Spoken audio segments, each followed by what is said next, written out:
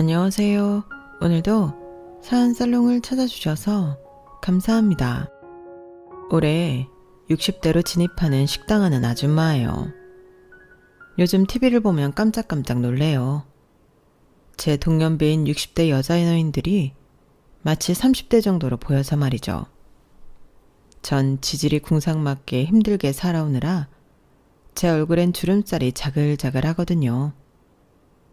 하지만 내 나이가 60대가 됐다고 해서 할머니로 불리기엔 억울해요. 다른 사람들에게는 아직은 그저 아줌마로 불리고 싶네요. 제 자식들은 30대 중후반으로 남녀 쌍둥이에요. 그 아이들도 다 결혼했으니 이젠 자유롭게 살고파요. 그동안 자식들 때문에 그렇게 죽을 똥을 싸며 희생하고 살았던 거죠 뭐. 자식들만 없었다면 그저 내 입에 들어갈 음식 조금씩만 쟁여놓고 소박하고 욕심 없이 살았을 것 같아요. 그런데 쌍둥이 중 특히 아들놈이 공부를 유독 잘해서 그놈 의사로 키워보겠다고 딸 자식의 꿈은 희생하면서까지 미뤄졌어요. 그놈이 중고등학교 아니 다 커서까지 망나니 짓을 해도 눈 감아주고 덮어주며 의사 만들기 위해 노력했어요. 그런데 여러분, 아무리 자식이라고 해서 너무 희생해서 잘해주면 나중엔 그걸 당연하게 생각하더라고요. 그런데 우리 아들놈이 공부 재능과 함께 악마적인 성격까지 닮았는지 진짜 사고는 많이 치고 살았어요. 아마도 남편 쪽 피를 닮은 것 같아요. 특히 시모 성격을 빼다 박은 것 같아요. 내 새끼지만 정말 악마가 따로 없는 것 같다는 생각을 가끔 하고 살았거든요. 그래도 그놈의 치부를 감춰주려고 갖은 애를 다 썼어요. 남들 앞에 무릎을 꿇기도 하고 대출까지 받아 사고 합의금으로 쓰기도 하고 말이죠. 결국 의사가 되긴 했지만 그 망나니 성격이 어디 가진 않더군요. 지금 와서 생각해보면 망나니 새끼 아들놈한테 질질 끌려다닌 제가 병신 같다고 느껴져요. 제가 이렇게까지 세게 말한 거 보면 그놈한테 엄마로서 당한 게 어느 정도인지 짐작하시겠죠? 에휴, 이젠 딸 자식 하나만 보고 살이렵니다. 쌍둥이 남매인 오빠 때문에 저와 같이 늘 희생만 하고 산 우리 딸이 최고네요. 그 아이에게 미안하기도 하고요. 유독 자식놈 하나만 속썩였으면 제가 사연살롱 여러분들께 신세 한탄도 안 할 거예요. 우리 부모님은 제가 초등학교 3학년인 10살 때 6개월 차로 쓰러지셔서 두 분 다 방에 몇 년을 누워 계셨어요. 그때가 무려 50년 전이니 대한민국 사회에 복지라는 개념이 거의 없을 때였죠. 저 혼자 우리 엄마 아빠 병수발을 다 들어야 했어요. 고작 10살짜리가 엄마 아빠 대소변을 받아내고 동네에 나가서 먹을 것을 구걸해오고 하는 게 상상이나 가세요. 요즘 3학년이면 완전 아기인데 그때 저는 이미 다 컸다고 생각했었네요. 제가 져야 할 책임감이 너무나도 막중했기 때문이에요. 그래도 엄마 아빠를 하루라도 더 사시게 하려고 갖은 애를 다 썼어요. 초등학교도 거의 다니는 둥 마는 둥 하며 동네에서 일거리라도 찾아서 생활비도 벌어가면서 부모를 간병했더랬죠. 물론 중학교, 고등학교는 꿈에도 못 꿨어요. 그러다가 신내림을 받고 무당이 되었어요.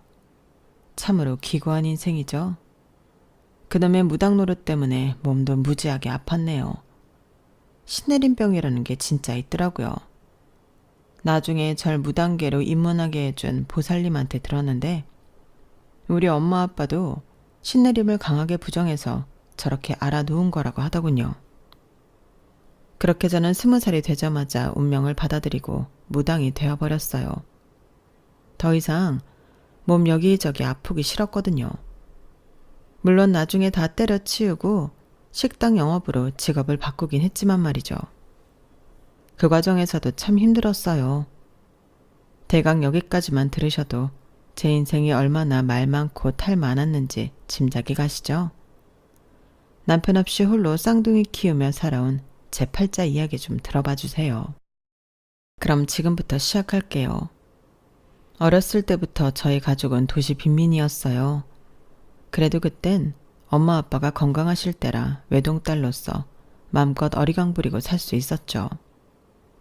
제 나이 벌써 60대이니 우리 나이 때에 외동인 집은 거의 없을 거예요.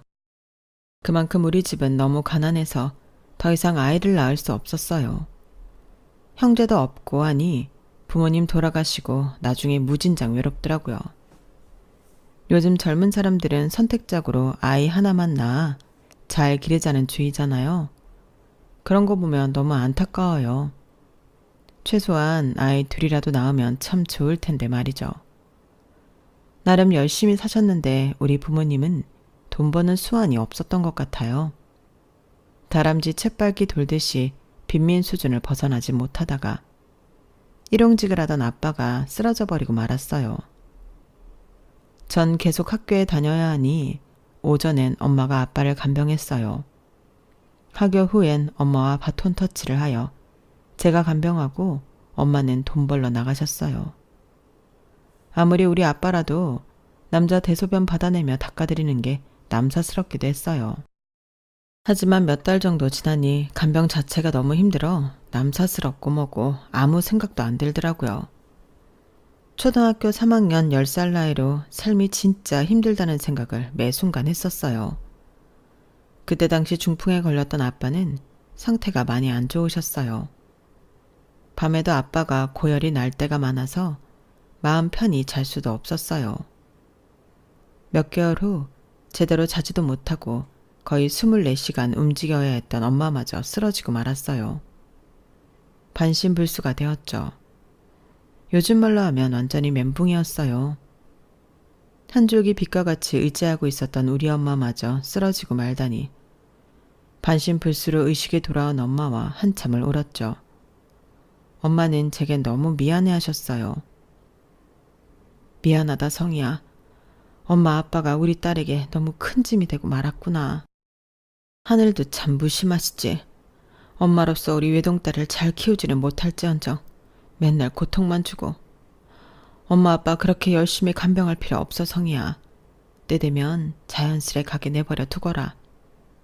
엄마 그런 소리 하지 마세요. 내가 엄마 아빠 100살까지 사시도록 최선을 다해 간병할 거니깐 돈 걱정은 하지 마세요. 옆집 무당 아줌마 신당 청소하고 밥 빨래 해드리면 생활비 정도는 대주신다고 했어요. 가끔 학교에 갔다 올 때 빼고는 엄마 아빠 곁을 지킬 테니 걱정 마세요. 학교를 가끔 간다는 말이 좀 이상하죠. 그런데 제겐 그것이 너무 당연한 생활이었어요. 엄마 아빠를 간병하며 옆집 무당 아줌마네 신당에 가서 집안일을 해드리고 생활비를 벌어오는 일이 학교보다 훨씬 중요한 업무였어요. 학교고 친구고 저에게 그런 건 다 사치였어요. 가끔 그때 생각을 하면 깜짝깜짝 놀라요. 고작 10살밖에 안 된 여자아이가 그렇게 악착같이 생활할 수 있다는 사실이 말이죠. 나뿐 아니라 엄마 아빠의 목숨줄까지 달린 중대한 일이었기 때문에 가능했던 것 같아요. 내 어깨 위엔 10살 때부터 가장의 무게가 실렸죠. 우리 가족의 목숨줄은 오직 옆집 무당 아줌마한테 달렸으니 무당 아줌마한테 잘 보이도록 열심히 일했어요. 그 무당 아줌마가 하루는 제게 그러더군요. 야 성희야, 니네 엄마 아빠 왜 저렇게 젊은 나이에 둘 다 쓰러져 있는 줄 아냐? 내가 신점을 보아하니 니네 집안은 대대로 무당이 될 팔자다. 아마 조상 중에 무당이 여럿 있을 거야. 그런데 자기한테 신이 온 줄도 모르고 자꾸 부정하고 신내림 안 받겠다고 저리 뻗팅기고 있으니 아예 병을 줘서 쓰러뜨려 버린 거다. 이제 그 신이 아마 너한테 갈 거야. 한 5년 내로 네 몸도 슬슬 아파올 거야. 네가 아직 미성년자니 무당이 되라고 말은 못하겠다만 20살이 되는 순간 네 운명을 받아들이고 무당이 되거라. 알겠냐?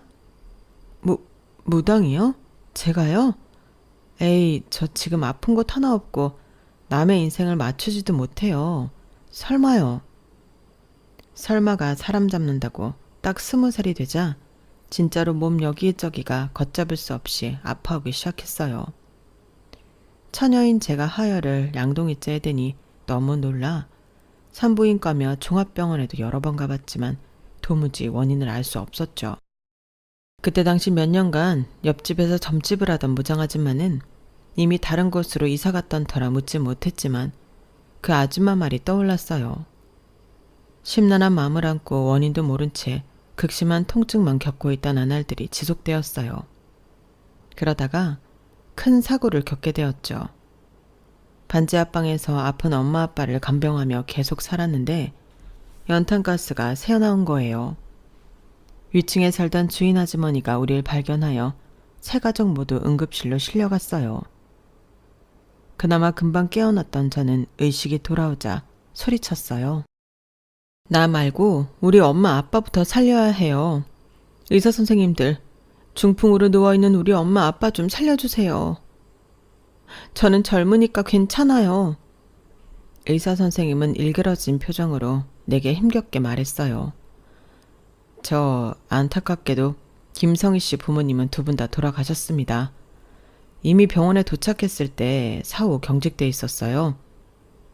비록 몇 년을 방에 누워 계셨던 엄마 아빠지만 그래도 나의 유일한 가족이었는데 하룻밤 사이에 두 분 다 잃었다는 게 너무 허망했어요. 하늘이 무너지는 것 같았죠.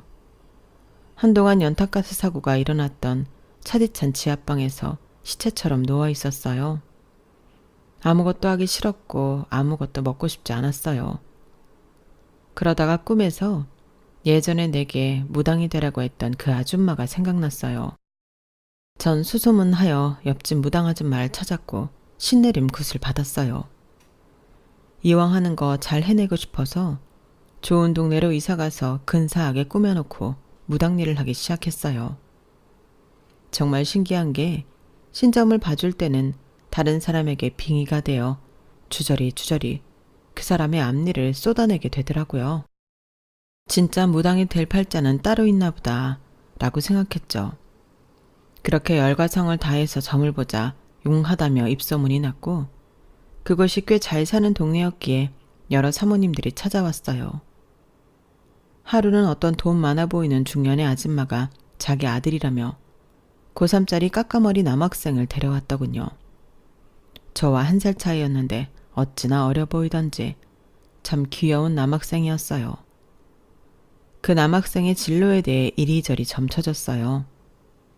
중년의 아줌마는 만족스러웠는지 꽤 많은 복비를 서비스로 주고 가더군요. 그런데 문제는 그 남학생이었어요. 고3이어서 대학 입시에 매달려야 할 학생이 제 신당에 매일 돈 5만 원을 들고 찾아오더군요. 그때 당시 돈 5만 원이면 꽤 큰 돈이었죠. 아니, 왜 자꾸 찾아오는 거예요, 학생? 더 이상 전 볼 일도 없는데 엄마가 알면 혼나지 않겠어요? 대학 입시가 얼마 남지도 않았는데 어서 가서 공부하세요.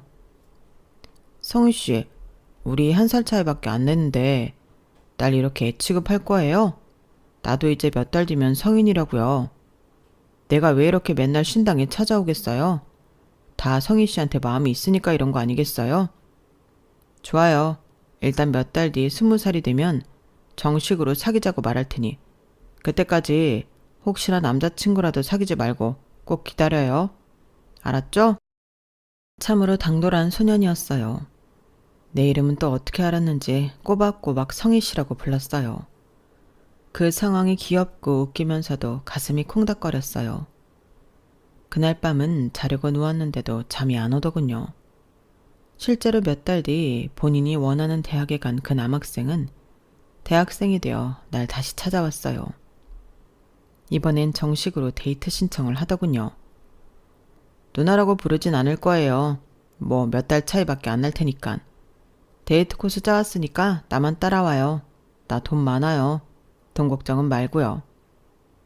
사실 돈 걱정이 아니라 이 남자 엄마가 이 장면을 보면 뒤로 자빠질 것 같아서 크게 걱정됐어요. 이 사람의 이름은 김철수였어요.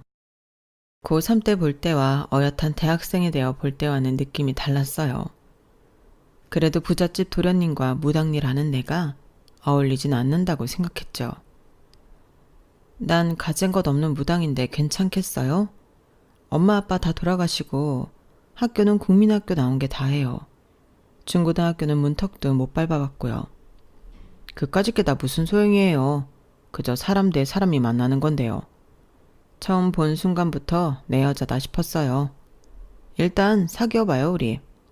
그 어떤 고난과 역경이 와도 내가 성희씨 지켜줄게요. 그렇게 우리 둘은 사귀게 되었어요. 무당인 내 존재가 부끄럽지 않았는지 남친은 대학 친구들에게도 서슴없이 내 존재를 소개시켜 주더군요. 남친이 말한 대로 정말 그 어떤 고난과 역경이 와도 다 지켜줄 것만 같았어요. 우리 부모님 이후로 이렇게 든든한 사람은 처음이었어요.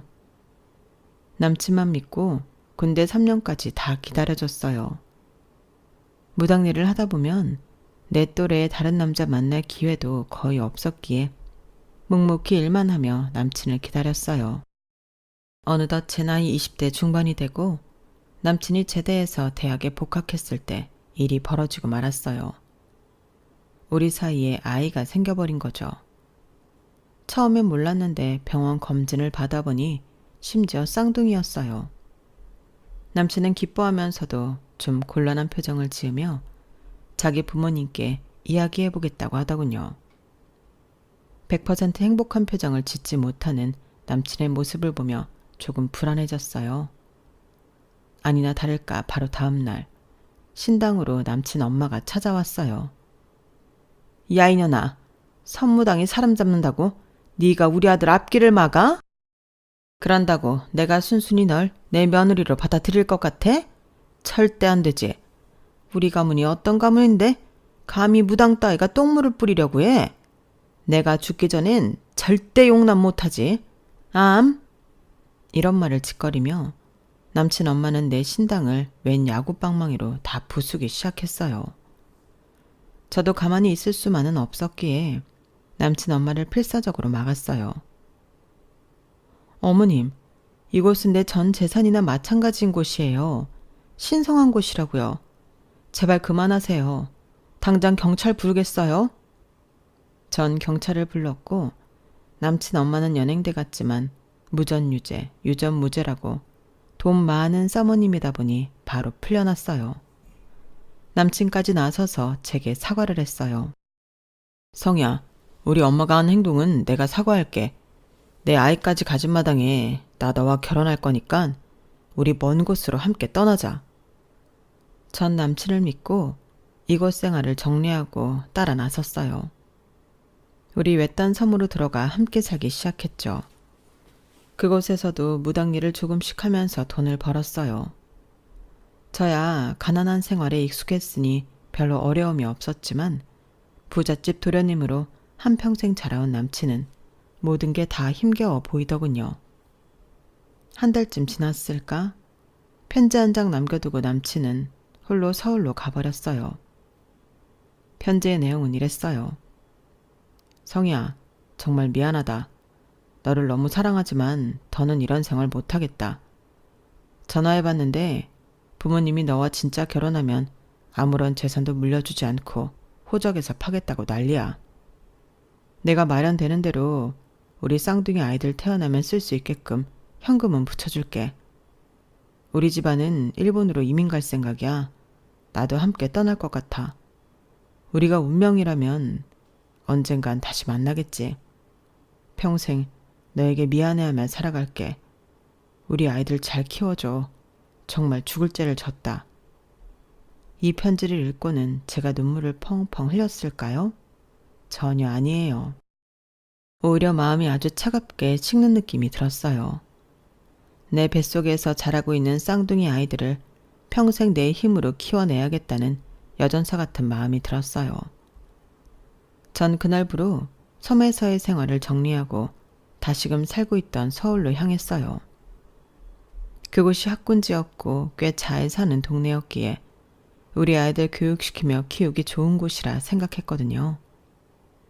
그 동네에서 살고 있던 남친 집안은 이미 일본으로 이민 간 상황이었고 남친은 약속대로 전셋집 정도 얻을 수 있는 보증금을 붙여줬어요. 전셋집을 얻어 방 한 칸은 신당으로 꾸며놓고 원래 하던 무당일을 계속했어요. 일한성 남녀 쌍둥이였는데 아이 둘을 키우며 일까지 하려니 죽을 맛이었어요. 하지만 악으로 깡으로 버틴 것 같아요. 우리 아이들을 위해 돈을 벌어야 한다는 일념으로 말이죠. 내 생명보다 더 소중한 우리 아이들이 내 삶의 낙이었죠. 애들 아빠로부터 오던 현금도 언젠가부터 끊긴 상황이었어요. 일본 연락처도 몰랐기에 치사하고 더러워서 그 돈 안 받고 내 힘으로 길러야겠다 다짐했어요. 그런데 참 인생이란 게 내 뜻대로 되지 않더군요. 다른 무당들은 어떨런지 모르겠으나 전 의뢰받은 그 사람에 대한 미래만 보이지 심지어 내 미래는 한 치 앞도 모르겠더라고요. 그때 당시에는 계모임을 하는 게 사회적으로 유행이었는데 저도 동네 아줌마들과 계모임을 했었죠. 정말 친언니처럼 믿고 따르던 사람이었는데 너무 믿다가 사달이 나고 말았어요. 준영 엄마, 지금 전 볼 때가 아니야. 봉순 엄마가 우리 개똥 갖고 야반도주 해버렸대. 아, 내 돈 어쩌냐 우리. 같은 개원 중 한 명이 갑자기 내 신당에 들이닥쳐서 소리를 치는 바람에 알게 됐어요. 개주가 우리 돈 갖고 튀었다는 걸요. 하늘이 노래졌어요. 좀 무리해서 갯돈을 부은 상태였거든요. 그렇게 그 도둑년은 잡지도 못하고 돈을 다 날리고 말았죠. 그때까지 모아놓은 현금은 다시 영원이 되었어요. 수면제를 먹지 않으면 잠이 안 오는 시절이었어요. 몇 달을 좀비처럼 지내다가 생각을 고쳐먹기로 했어요. 그래, 내가 언제는 돈이 있던 여자였냐. 돈은 있다가도 없고 없다가도 있는 게 아니었더냐. 우리 준영이 혜영이 보며 다시금 힘을 내야지. 소중한 내 새끼들이 내 전 재산이지 뭐. 우리 쌍둥이 준영이 혜영이 키우려면 엄마인 제가 정신을 차리고 힘을 내야 했어요. 그만큼 우리 아이들은 내 삶의 이유이자 희망이었죠. 특히나 우리 준영이는 가방끈 짧은 제가 공부를 봐주지 못해도 정말 천재 소리 들으며 늘 1등을 독차지했어요. 엄마인 제가 봐도 신기할 정도였어요. 어릴 적부터 의사가 꿈이었는데 저 정도 실력이라면 의사 하랩이라도 할 수 있겠더군요. 그래서 같은 쌍둥이인 혜영이보다 준영이에게 더 맞춰준 것도 있는 것 같아요.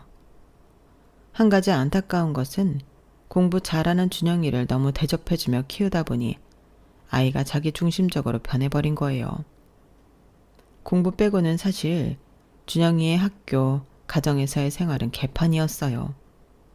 폭력적이고 이기적이다 못해 아주 나쁜 아이로 자라고 있었어요.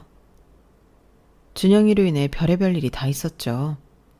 학교에서 준영이가 친구들을 왕따시키고 연약한 아이를 때리고 돈 뺏고 하는 건 다반사였어요. 학교로부터 선생님께 전화가 오면 저는 바짝 얼어붙었어요. 또 무슨 사고를 쳤는지 긴장돼서 말이죠. 학교 교무실로 가서 피해 학생 엄마에게 무릎 꿇고 빌기도 다반사였어요. 그런 일이 벌어질 때마다 아주 호되게 혼을 내던가 경찰을 불러 엄벌에 처해지도록 했어야 하는데 그저 엄마로서 덮어주기 일쑤였어요. 심지어 우리 준영이가 전교 1등이니 학교 측에서도 눈 감아주는 경우가 많았어요. 그런 행동들이 우리 아들을 괴물로 만들었는지 모르겠어요. 친엄마인 내가 봐도 싸가지가 바가지였어요. 게다가 준영이는 제가 무당일을 하는 것을 엄청나게 창피해했어요. 저 아이가 말을 뗀 순간부터 엄마인 제게 부끄럽다, 수치스럽다 이런 얘기를 입에 달고 살았던 것 같아요. 하루는 제가 점을 봐주는 신당에 준영이 학부모가 찾아왔더군요. 어머나, 준영이 어머님 무당이셨어요? 저 아무것도 모르고 용하다고 소문나서 신전 보러 온 건데 반가워요. 준영이의 학교 친구들이나 학부모들에게는 굳이 무당일 한다고 말하지 않고 있었는데 손님으로 온 학부모가 그날 이후 소문을 쫙 냈더군요. 준영이는 학교 후 난리가 났죠. 엄마가 초등학교밖에 안 나온 무식한 무당이라는 걸 동네방네 떠들고 다닐 셈이야? 내 친구들 엄마 아빠들은 의사, 변호사, 국회의원 다들 난린데 난 아빠도 없이 이게 뭐야? 이놈의 신당 다 내가 때려 부셔버릴 거야. 아주 창피해 뒤지겠다고. 그러면서 아들은 내 신당을 다 때려 부수기 시작했어요. 야 준영아, 너 지금 이게 뭐하는 짓이야? 무당일에서 번 돈으로 니네 먹이고 입히고 하는 건데 왜 다 때려 부수고 난리냐고. 불현듯 10수년 전 자기 아들을 꼬셨다며 우리 애들의 할머니가 찾아와 내 신당을 부수던 일이 오버랩됐어요. 아, 우리 아들이 친할머니의 성격을 그대로 빼다 박았구나 싶었죠. 아들은 그 후로 가출을 감행했고 착한 우리 딸 혜영이가 저와 함께 아들이 다 때려 부순 신당을 정리해줬어요. 엄마, 오빠 미친 거 아니야? 엄마가 뭐 잘못한 게 있다고 이 지랄이야. 지금까지 얼마나 힘들게 뒷바라지 해준 엄마인데 오빠는 사람도 아니야. 맞아요. 그놈은 사람도 아니었어요. 정말 학교 공부 잘한다는 거 딱 하나 빼고는 악마가 따로 없었어요. 오히려 착한 우리 딸이 그놈 때문에 양보하고 사느라 고생이 많았죠. 그런데 그즈음 저도 무당일에 회의를 느끼고 있던 터라 다른 직업을 찾아보고 싶어졌어요. 손님이 와서 내게 미래를 점쳐달라고 할 때마다 내 몸이 무지하게 힘들었거든요. 그냥 좀 평범하게 살고 싶었어요. 그 후로 100일 기도를 정성스레 드리며 신께 빌었어요. 제발 평범하게 살게 내버려 두라고요. 100일 기도를 끝내고 과감하게 무당일을 접었어요. 그 후로 식당 자리를 알아보러 다녔어요. 어렸을 때부터 엄마 아빠 뒷바라지하며 요리 실력은 수준급이었거든요. 아주 괜찮은 식당 자리가 있었는데 가격이 꽤 나갔어요. 홀도 넓었고 무엇보다 뒤쪽에 우리가 살고 있는 투룸 공간이 있었거든요. 현재 살고 있는 전세 보증금을 빼서 그곳으로 거처를 옮겨서 식당 일도 하면서 아이들을 돌보며 그렇게 살 계획이었어요. 아주 친절하고 프로페셔널해 보이는 공인중개사와 이 건물 건물주와 임대차 계약을 맺었어요. 잔금까지 돈이 굉장히 급하다고 하여 하루 전에 미리 주고 그 다음날 트럭을 불러 이사를 했어요. 식당 건물 앞에 도착했는데 낯선 사람이 와서 막더군요. 어이, 웬 이삿짐차가 상업용 건물 앞에 와서 길을 막고 난립니까? 아, 여기 경비 보시는 분이세요? 저 어제 저녁에 이곳 식당 임대차 계약 다 끝내고 잔금까지 지불한 사람입니다. 뒤편 살림집에 저희가 아이들과 함께 살면서 선지 해장국집 하겠다고 주인분께 다 설명드렸었는데. 뭐요? 내가 이 건물 주인인데 누구한테 설명을 했으며 누구랑 계약을 맺었다는 거요? 내 참 어이가 없어서리. 그리고 여기는 내 아들 내외가 고깃집 하려고 인테리어가 내일부터 들어가는데 뭔 뚱딴지 같은 소리요? 당신 미쳤어? 하늘이 노래졌어요.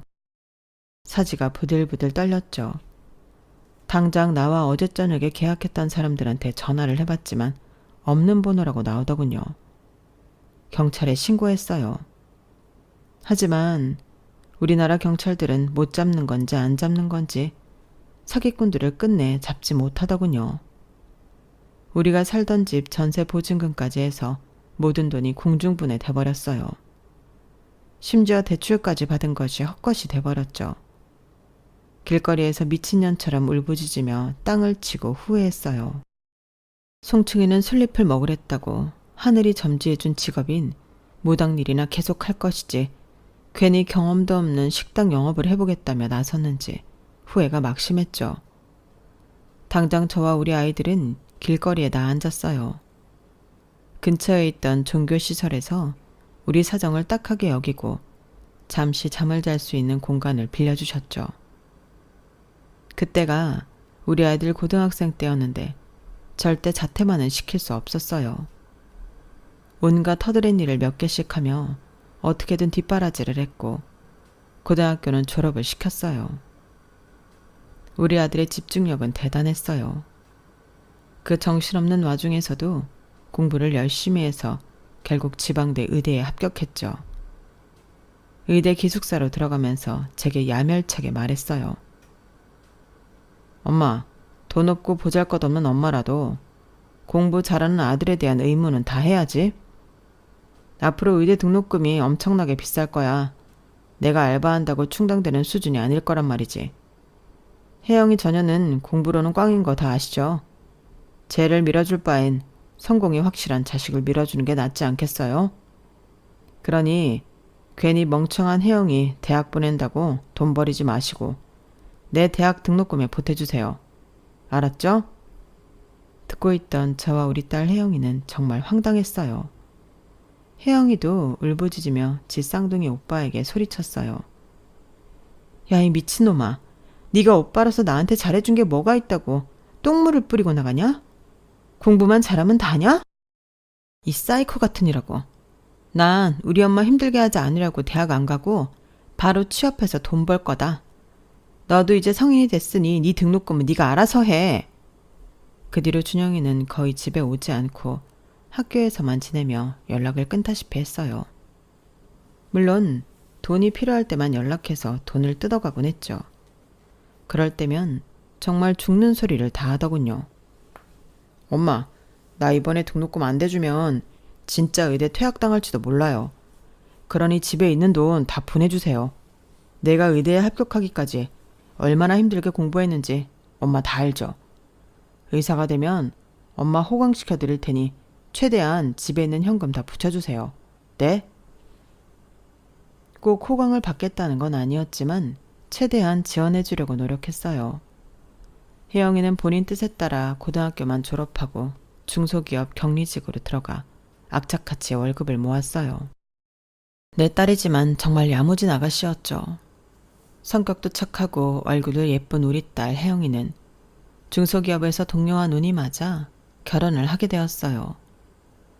20대 중반에 이른 나이에 결혼을 한다는 게 너무 아쉬웠지만 사윗감을 만나보니 듬직하고 착한 성품이어서 믿음이 가더군요.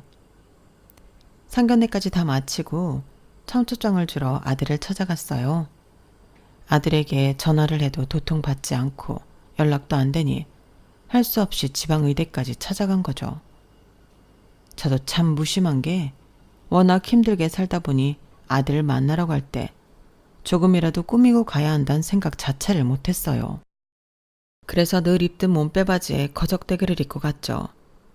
그랬더니 멀리서 절 발견한 아들이 제게 뛰어와서는 톡 쏘더군요. 엄마 미쳤어요? 나 돈 없고 배운 것 없는 엄마.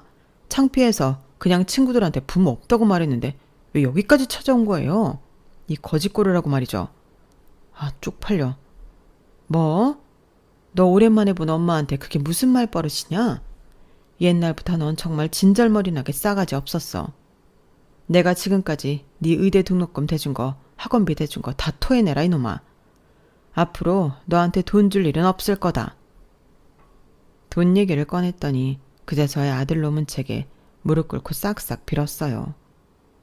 다른 사람들 안 보이게 길가로 숨어들어서 말이죠.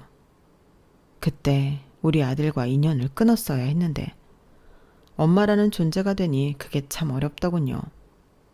어찌저찌 상처만 봉합하고 다시 서울로 올라왔어요. 물론 준영이는 쌍둥이 여동생 결혼에도 참석하지 않았어요. 그놈의 의대생이 뭔지 정말 콧대 높은 아들놈은 중소기업 커플인 여동생 내외가 부끄럽다더군요.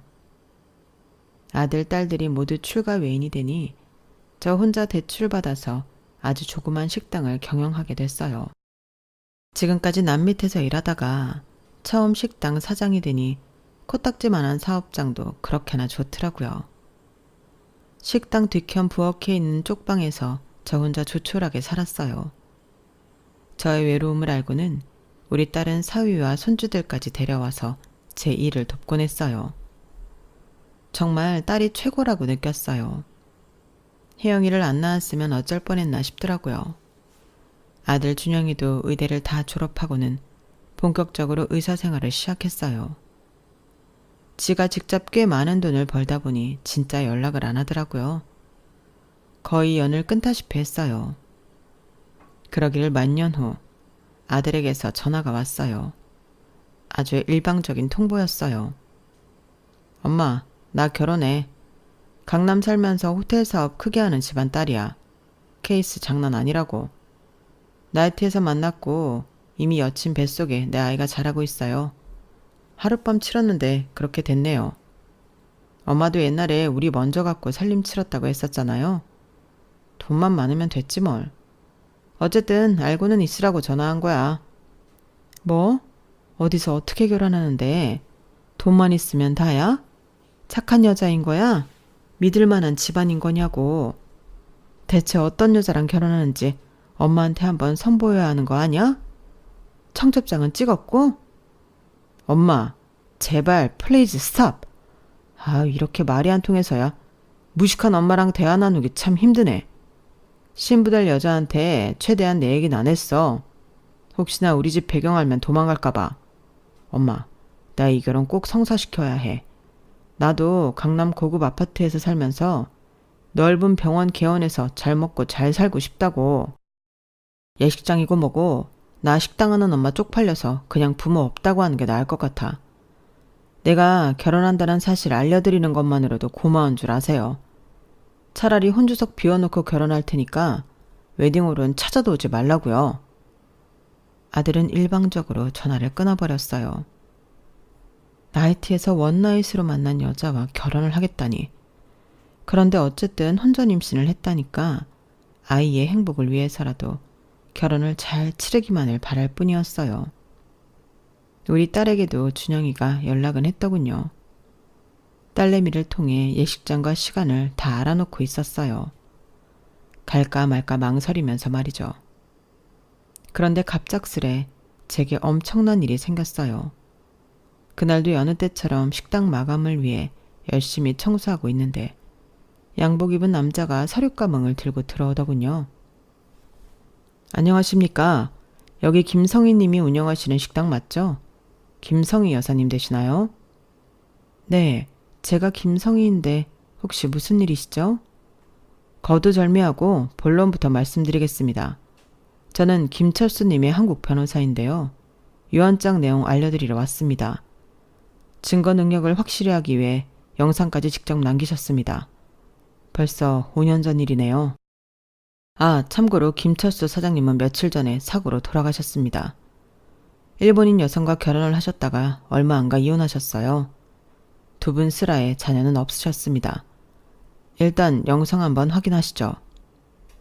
영상 속에는 왜 늙은 아저씨가 있었어요. 희끗희끗 머리에 주름이 자글자글한 중년 남성이었지만 단번에 우리 아이들의 아빠인 걸 알아챌 수 있었어요. 그토록 사랑했지만 우리를 버리고 가버린 야속한 남자였죠. 애들 아빠가 말하기를 저와 아이들에게 너무 미안하여 정관 수술을 한 뒤 아이는 낳지 않았다고 하더군요. 일본 건너가서 일본인 부인과 결혼했지만 곧 이혼했고 사업을 지속하며 돈은 많이 벌었다고 하더군요. 그런 그가 얼마 전 불의의 사고로 죽어버린 거죠. 날 괴롭혔던 그 남자의 엄마 아버지는 진작에 지병으로 돌아가신 상태였고요. 날 수소문해서 내게 전 재산을 물려주고 싶다는 내용이었어요. 무려 5년 전부터 그런 생각을 해왔던 모양이었어요. 참으로 야속한 양반이었죠. 그 변호사로부터 한참을 유언과 재산 규모에 대해 설명을 들었어요. 제게 남긴 그 양반의 재산은 무려 500억이었어요. 그 돈에 대한 설명을 들었을 때 딱 한 가지 생각이 들더군요. 그래, 이 식당 건물을 사버리자.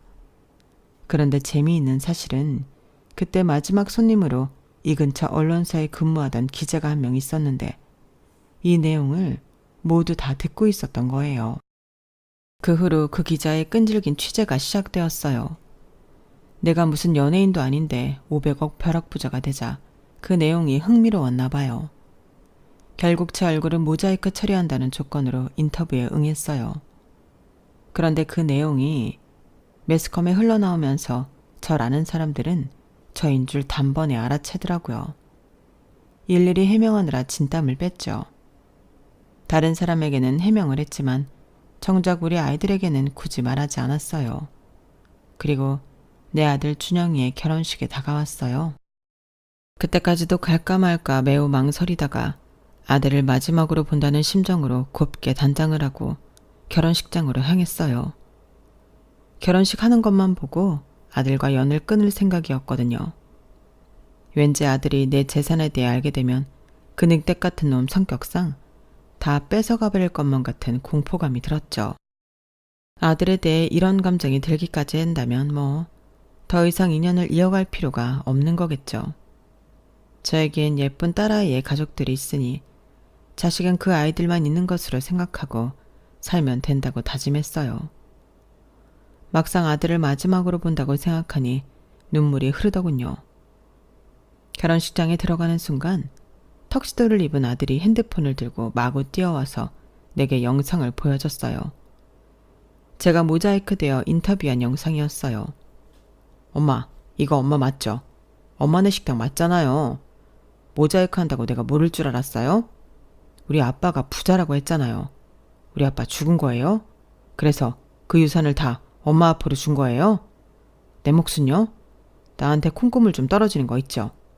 엄마, 내가 엄마한테 이렇게 무릎 꿇고 싹싹 빌게요. 나 돈 좀 줘요. 내 몫으로 한 100억만 떼주면 안 될까? 제발요. 제가 이 아이를 낳은 이래로 이렇게까지 선한 눈빛은 처음 봤어요. 그게 바로 돈의 힘이었죠. 그런데 그때 제 기분이 어땠는지 아세요? 준영이에 대한 모든 정내미가 다 떨어졌어요. 이 결혼식장에 온 것 자체가 내 잘못이라는 생각이 들었어요. 그냥 돈이 생기는 그 시점부터 아들과의 연을 끊었어야 했어요. 이놈의 아들은 내가 돈이 없어지면 또다시 악마 같은 저주의 말을 퍼부으며 날 무시할 게 뻔한 놈이었거든요. 전 차갑게 말했어요. 이제 우리는 더 이상 모자 관계가 아니다. 아무런 미련도 후회도 없다. 난 널 키우는데 최선을 다했다. 이제 네가 알아서 살으렴. 난 이만 가본다. 더 이상 연락하지 말아라. 내 아들은 남들이 보는 데에도 아랑곳 않고 제 치맛자락을 끌며 애원했지만 아들에게 돈 한 푼 줄 생각은 없었어요. 그렇게 철륜을 끊어냈네요. 사람들은 절 보고 독하다고 하지만 진짜 독한 건 그놈이었어요. 그 후로 들리는 풍월에 의하면 며느리가 아이를 낳았는데 무려 혼혈아기가 태어났다고 하더군요. 애초에 우리 아들의 아이가 아니었던 거죠. 게다가 강남에서 호텔 사업을 크게 한다던 사돈집은 그냥 여관하는 집이었고 다 뻥이었던 거예요. 준영이는 금세 이혼남이 되어 다시금 제게 연락하고 찾아왔지만 전 만나주지 않고 있어요. 앞으로도 그럴 생각이에요. 딸내미 식구들을 내 건물에서 살게 하고 있어요. 전 여전히 1층 한켠에서 조그마한 식당을 운영하고 있지만 이 건물이 내 건물이라고 생각하니 밥을 안 먹어도 배가 안 고프고 든든하더라고요. 이제 내 딸내미와 사위, 손주들만 내 식구다 생각하고 사랑하며 살려고요. 통장에 월세가 매달 어마어마하게 쌓이고 있는데 대체 어디에 어떻게 돈을 써야 할지도 잘 모르겠네요. 아무튼 사회의 어려운 곳에 기부도 많이 하며 올바르게 살도록 노력하겠습니다. 지금까지 그렇게 살아온 것처럼 말이죠. 제 글을 끝까지 읽어주신 분들의 행운도 더불어 빌게요.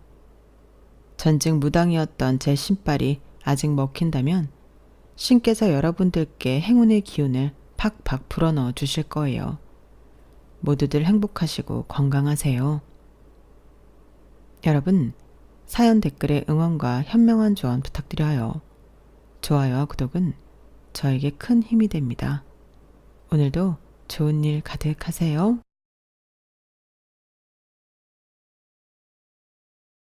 안녕하세요. 오늘도 사연 살롱을 찾아주셔서 감사합니다. 경기도에 살고 있는 평범한 애들 엄마예요. 돌이켜 생각해보면 이런 팔자가 있을까 싶기도 해서 한번 글을 남겨보아요. 형편이 어려워 곧바로 20살이 되자마자 공장에 취직을 했고 주야 교대 근무를 하며 지냈어요. 친정이 어려웠기 때문에 돈을 벌어서 생활비를 보태야 했고 남들은 대학 가고 미팅할 때 나는 왜 밤낮 바꿔가며 생활을 해야 하나 한탄도 많이 했어요. 그리고 그때 남편을 만났는데 남편은 저의 초등학교 동창이자 제가 아주 많이 좋아했던 첫사랑이었어요. 우연히 만나기도 했고 저에게 아는 척을 해주길래 너무 고맙더라고요. 듣기로는 대학에 가서 취직도 했다는데 그런 사람이 저를 아는 척 해준다는 게 참 고마운 마음이 들었죠. 오랜만에 봐서 그런가 첫사랑은 저를 친근히 대해주었네요. 야, 현경이지? 반갑다. 우리 동창회도 하는데 종종 나와. 친구들도 가끔 나오고 그러는데 얼마 전에 네 얘기도 나왔어. 아, 고마워. 여유 되면 갈게. 아직도 뭐든 열심히 하네. 학교 다닐 때도 네가 제일 열심히 했잖아. 변화 없구나. 오랜만에 만난 첫사랑은 변함없이 멋있었고 팍팍한 제 삶에 조금의 설렘을 주더라고요. 그리고 종종 고민 상담을 핑계로 자주 만나던 중 결혼할 여자가 있었다는 것도, 그리고 그 여자네 집에서 거센 반대를 하여 파혼을 했다는 것도 알게 되었어요. 너 기훈이 소식 진짜 몰랐구나. 유명하지. 걔랑 설아랑 고등학교 때부터 만나가지고 결혼까지 한다고 뭐 어쩐다고 했는데 결국 깨졌잖아. 설아네 부모님이 보통 부모님이니. 이 지역의 유지에다가 설아 정도면 내놓으라 하는 남자들이 줄을 설 텐데 뭐하러 기훈이 같은 사회를 보겠어. 그래서 결국에 헤어졌잖아. 하긴 네가 동창회를 안 나오기도 하고 동창들이랑 연락을 잘 안 하니까 모르기도 하겠다. 기훈이가 파혼했다는 건 들었어. 근데 그게 설아였구나. 하긴 기훈이가 초등학생 때부터 설아를 좋아했지. 제 눈에는 너무 멋있고 능력 있어 보이는 동창이었는데 왜 파혼을 당했을까 싶은 생각이 들었지만, 파혼을 한 그 집은 첫사랑 동창보다 더 어마어마한 집안의 여자였어요. 집안의 반대로 헤어져서 그런지 너무도 힘들어했네요. 내가 너한테 이런 소리도 하고 미안하다. 근데 어디 가서 얘기할 데도 없고 착잡해서 그래. 참나. 나도 내 꼴이 우스워 죽겠어. 자기네가 뭐 그리 잘났다고 날 이렇게 무시하는지 두고 봐. 내가 진짜 더 잘 될 테니까. 속상하겠다. 괜찮아. 나한테는 털어놔도 돼. 얼마나 속상하겠어. 내 여자친구도 너처럼 따뜻하게 얘기해주고 본인 부모님들을 설득했으면 얼마나 좋아. 근데 걔는 자기네 부모님들 말이라면 껌뻑 죽어. 그래서 나도 됐다고 했어. 내가 뭐가 아쉬워서 빌면서 결혼을 하겠어? 안 그래? 그래, 또 좋은 사람 나타날 거야. 내가 결혼할 사람이 너 정도의 심성을 가졌으면 진짜 좋겠다. 정말? 넌 충분히 만날 수 있을 거야. 너 학교 다닐 때부터 착하다고 소문났었잖아. 결혼은 너 같은 여자랑 해야 하는 건데 그래야 내조도 확실하게 받고 남자 기가 살지. 그게 성공이야. 그래, 고마워. 사실 나도 많이 좋아했어. 뭐 예전 이야기지만 그래도 이렇게라도 털어놓을 수 있어서 좋다. 날 좋아했다고? 몰랐지. 지금 네가 힘든데 내가 이런 말해서 더 혼란스러울 거 아는데 그냥 나도 이 말을 하고 싶었어. 자존감이 많이 떨어져 있는 첫사랑을 보니 괜찮은 남자라고 말해주고 싶었어요.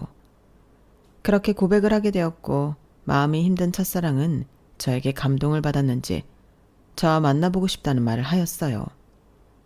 그리고 저희는 짧은 연애 후 결혼을 했어요. 남편은 파혼의 상처가 큰지 씀씀이가 큰 여자는 정말 싫다고 하더라고요. 결혼은 너같이 무력 없는 여자랑 하는 게 맞는 것 같아. 그 말이 처음에는 좋게 들렸어요. 그저 저를 인정해주는 느낌이 들어서 말이죠. 하지만 결혼을 하고 고졸의 공장에서 주야 교대 근무를 하던 저와 착실히 회사를 다니는 대졸 남편이었기에 시댁에서는 저를 두고 말이 많았네요. 남편 또한 전 약혼자에게 집안이 잘 살지 못한다는 이유로 파혼을 당했던 전적이 있었지만 시어머니는 그걸 다 잊으신 듯 했어요. 그렇게 잘난 여자 두고 고작 저런 여자랑 결혼을 해? 참나. 엄마, 잘난 여자가 얼마나 사람을 무시하는 줄 알아요? 나 확실히 느꼈어. 남자는 자기 기 살려주는 여자랑 결혼을 해야 행복한 거예요. 현경이 잘난 건 없지만 그래도 나 하나는 떠받들고 살 거야. 그래도 그렇지. 줄줄이 형제들 딸린 장녀랑 결혼을 했다는 게 말이 돼? 부모도 뭐 하나 변변히 해놓은 것도 없이 쟤는 무슨 복이 있어서 너 같은 남자를 꿰찼다니? 아주 여우임이 틀림없을 거야. 그만하세요. 이미 결혼했잖아요. 속이 터져서 그렇지. 솔직히 너 파혼만 안 했어도 걔네 집에서 집이며 차며 다 해줬을 텐데 파혼당하고 괜히 저런 애 만나서 네 인생 망치는 거 아닌가 싶어서 그래. 내가 진짜 속상하다. 엄마, 그만해요. 어차피 다 지나간 일이고 이게 내 운명인걸. 아우, 쟤 무슨 복이 있어서 진짜 너 같은 애를 만나니? 제 주제면 같은 주야 교대 근무하면서 매일 돈돈거리는 사람을 만나도 모자르구만. 하여튼 며느리 복이 있을 줄 알았다가 저런 애 만나니까 내가 정말 어이가 없어서 말도 안 나와. 내가 뭐 잘난 게 있어야 설한 애의 명함이라도 내밀지. 나도 잘난 거 없어서 파혼 당했잖아요. 그건 설한 애가 네 진면목을 모르니까 그런 거고, 그렇다고 저런 애랑 결혼을 한다는 게 말이야? 아, 됐다. 이왕 벌어진 일인데 뭘 어쩌겠어 진짜. 부족한 게 많았던 저였기 때문에 시어머니는 저를 탐탁치 않아 했고 이해했어요. 중소기업이지만 탄탄한 회사를 다니는 남편이었고 고작 주야 교대 근무를 하며 생계를 간신히 이어가는 저 같은 여자였기 때문에 시어머니 눈에는 제가 성에 차지 않았던 거죠. 네가 우리 아들 어떻게 꼬셨는지는 모르겠지만 없는 집에서 시집 온 거 알고 있으니까 너 뭐 친정에다 빼돌릴 생각 말아라. 니들 부모도 너 시집 왔으니까 없는 딸로 생각하라고 그래. 알겠어? 아무리 딸이 살림미천이라고 하지만 우리 집 물건이며 돈이 네 집으로 새는 꼴 못 본다. 네, 어머님 걱정 마세요. 저희 부모님 그렇게 염치 없으신 분들 아니세요. 그건 두고 봐야지. 없이 사는 사람들이 뭐 염치 따져? 없이 살면 다 똑같이 근성들이 그렇게 변하는 거야. 됐어. 내 아들이 너한테 내조 착실히 받는다고 해서 결혼 허락한 거니까 내 아들 내조나 확실히 해. 네, 알겠습니다. 그리고 우리 아들이 힘들게 벌어다 준 돈 펑펑 쓸 생각 마. 난 집에서 여자가 남편이 벌어다 주는 돈만 기다리면서 시간 보내는 것들이 제일 한심하니까. 짬 나는 대로 뭐라도 하란 말이야. 알겠어? 네가 알뜰하기라도 해야 내가 널 이쁘게 보지. 마음 아프고 힘든 날이 많았지만 첫사랑과 결혼했다는 설렘은 참 저를 즐겁게 하기도 했어요. 하지만 친구로서는 다정한 친구였던 첫사랑 남편은 결혼을 하고 나니 무뚝뚝하였고 가정을 돌보지 않는 사람이었죠.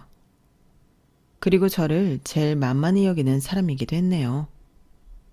저는 결혼 후 워낙 동창들과는 아예 왕래가 없던지라 몇몇 지인 빼고는 제 결혼에 대해 놀란 사람은 그렇게 많지 않았어요. 하지만 저와 결혼을 했다는 소식에 남편의 전 약혼자인 동창 여자는 큰 충격을 받았다고 추후에 가장 친한 친구가 얘기해 주더라고요. 남편이 조금 신경 쓰였지만 완전히 끝을 냈다고 했고 본인이 버림을 받은 것이기 때문에 절대 다시 엮일 일이 없다고 하더라고요. 그 사실을 믿었고 제 결혼 생활에 충실하고 싶은 마음이 있었기 때문에 열심히 살았어요.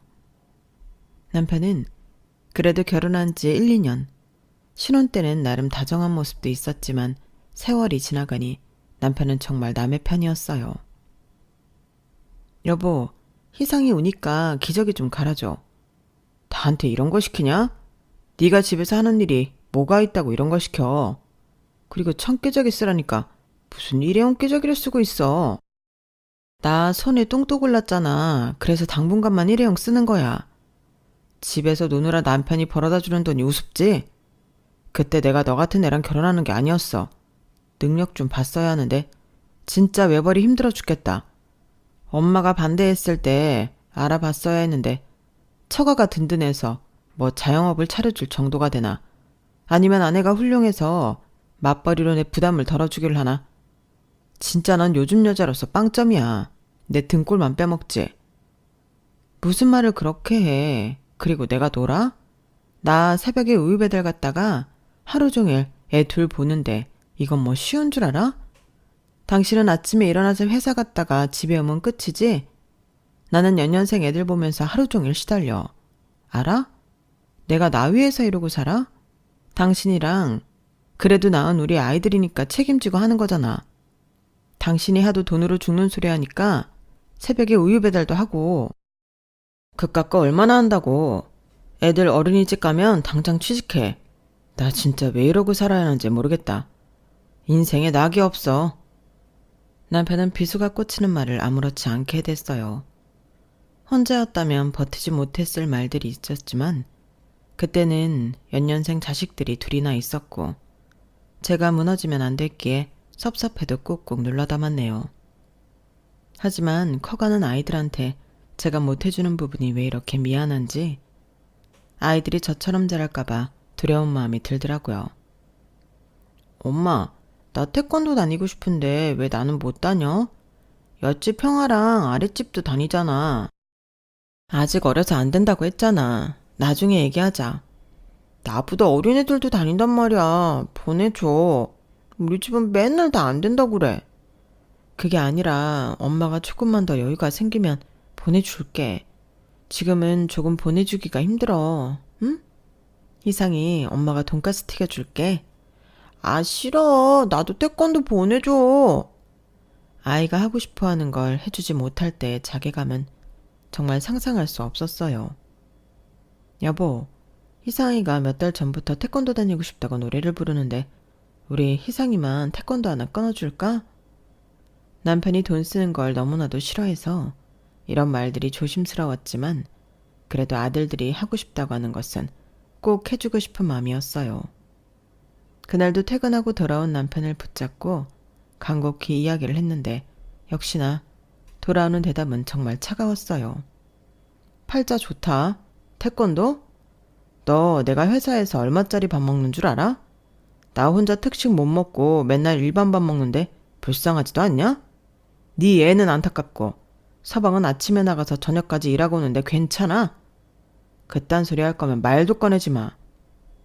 조금만 더 아껴서 태권도는 보내줄 수 있잖아. 나 파트타임으로 계산대 아르바이트도 하고 우유 배달도 하고 있으니까. 응? 그거는 우리 집 생활비 하는 거지. 내가 빚 많다고 했지? 내 월급으로 빚 갚고 네가 번 그 꼴랑 얼마 안 되는 돈으로 생활비 하는데 거기서 애 태권도까지 보내면 어떻게 살라는 거야. 생각을 하고 말해. 남편은 늘 이런 식이었어요. 정말 여유란 일도 없었고 애들이 어릴 때나 컸을 때나 정말 돈 한 푼 쓰기를 아까워했었네요. 그때는 사는 게 팍팍하고 전세 대출도 갚아야 하기에 그런가라고 애써 생각했죠. 워낙 제가 없이 자라고 힘들게 자라서 하고 싶은 걸 못 해보고 큰 여한이 커서 그런지 자식들에게만큼은 저처럼 크게 하고 싶지 않은 마음이 가장 컸어요. 제 몸이 괜찮은 선에서 할 수 있는 것들을 해 보탬이 되고 싶은 마음이 있었네요. 나 저녁에 대리운전 아르바이트 하나 더 하기로 했어. 그러니까 당신 퇴근하면 저녁은 혼자 차려 먹어. 애들만 재워주고. 뭐? 나보고 밥을 혼자 차려 먹으라고? 아니, 내가 다 해놓고 나갈 테니까 그냥 차려만 먹으면 돼. 남편은 제 한마디에 표정이 굳었어요. 넌 잘하는 게 뭐야? 네가 솔직히 돈을 잘 벌어서 나한테 도움이 되냐? 아니면 내조를 잘해서 나 진짜 집안일에 신경 하나를 안 쓰게 하냐? 능력이 없으니까 매일같이 아르바이트나 전전하면서 신랑 보고 집이나 신경 쓰라고? 진짜 한숨이 나온다. 내가 뭘 그렇게 잘못했는데. 나 결혼해서 지금까지 애기 낳고 조금 쉰 것 말고는 한 번도 논 적 없어. 내가 취직 못하는 이유가 뭔데? 우리 애들 그럼 낮에 누가 봐줘? 남들은 이모님 쓴다, 친정이나 시댁이 도와준다고 하는데 어디 하나 도움 받을 데 없는 우리가 어떻게 맞벌이를 하냐고. 그래서 내가 당신한테 짐 안 대려고 새벽보다 밤까지 시간 날 때마다 아르바이트 해가며 이 집 생활비 되는 거잖아. 근데 당신은 어떻게 매번 이런 말만 해? 나야말로 당신한테 진짜 실망이야. 당신이 애초에 이런 사람인 거 알았으면 나도 이 결혼 안 했어. 알아? 당신만 후회하는 줄 알아? 나도 후회해. 와, 김연경, 너 진짜 말 막한다. 이제서야 네 본성이 나오는 건가? 나 좋아했다고 하면서 나 마음 약할 때 꼬셔놓고는 이제 와서 후회? 내 인생 네가 망친 거야. 알아? 너만 아니었으면 나 그때 결혼하려고 했던 여자랑 어떻게든 잘 될 수 있었다고. 심장이 내려앉더라고요. 평생을 저렇게 생각했겠구나 싶은 게 나랑 그럼 왜 결혼했지? 라는 생각이 들어 너무 속상했어요.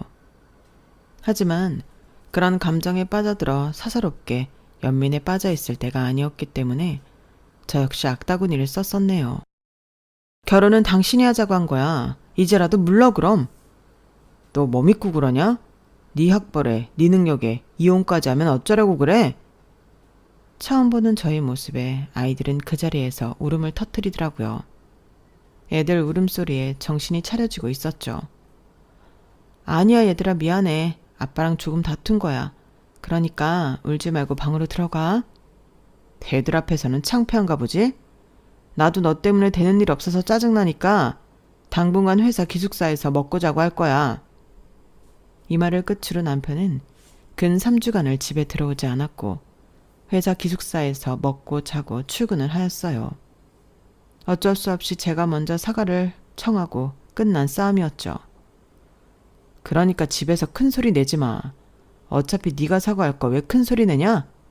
오늘 삼겹살이나 구워놔. 일찍 들어갈 거니까. 화가 나는 날들이 많았지만 애들만 생각하고 살았네요.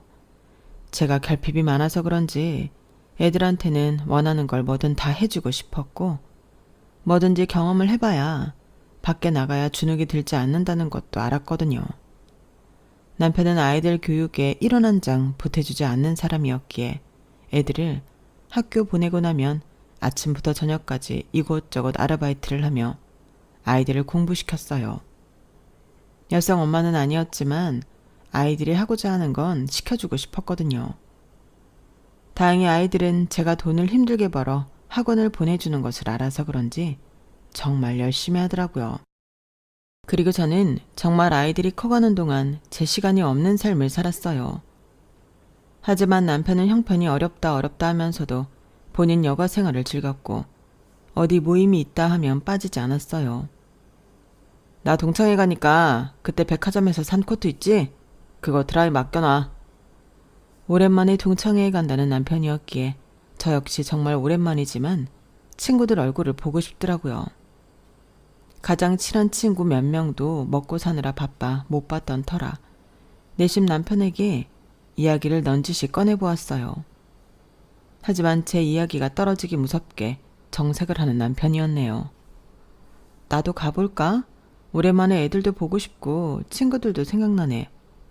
네가 친구가 있냐? 솔직히 너 학교 다닐 때도 형편 안 좋아서 남의 집 반일 다니고 그랬잖아. 애들은 너 기억 못해. 그냥 나랑 결혼했다고 하니까 우리 학교에 그런 동창이 있었어 하는 거지. 무슨 말을 그렇게 해. 그래도 이내도 있고 혜선이도 있다며. 걔네랑은 좀 친했는데. 너 동창회 애들이 어떻게 하고 오는지 나 알아? 네가 낄 자리가 아니야. 너 그러고 오면 내 면이 뭐가 되냐? 변변한 옷 한 벌도 없으면서 동창회 온다고 옷 같은 거 사지 말고 그냥 하던 대로 살아.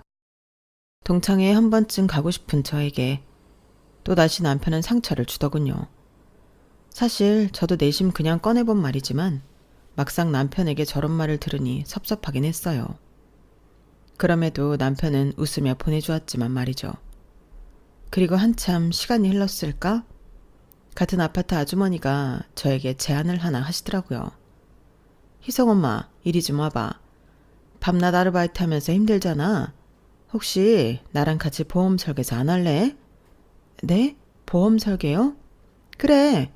경력 단절주부도 할 수 있다고 내 친구가 한번 같이 해보자고 하네. 근데 희성 엄마가 생각나지 뭐야.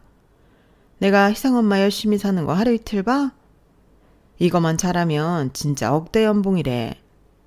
밤낮 아르바이트 하면서 힘들게 하지 말고 나랑 같이 한번 해보자.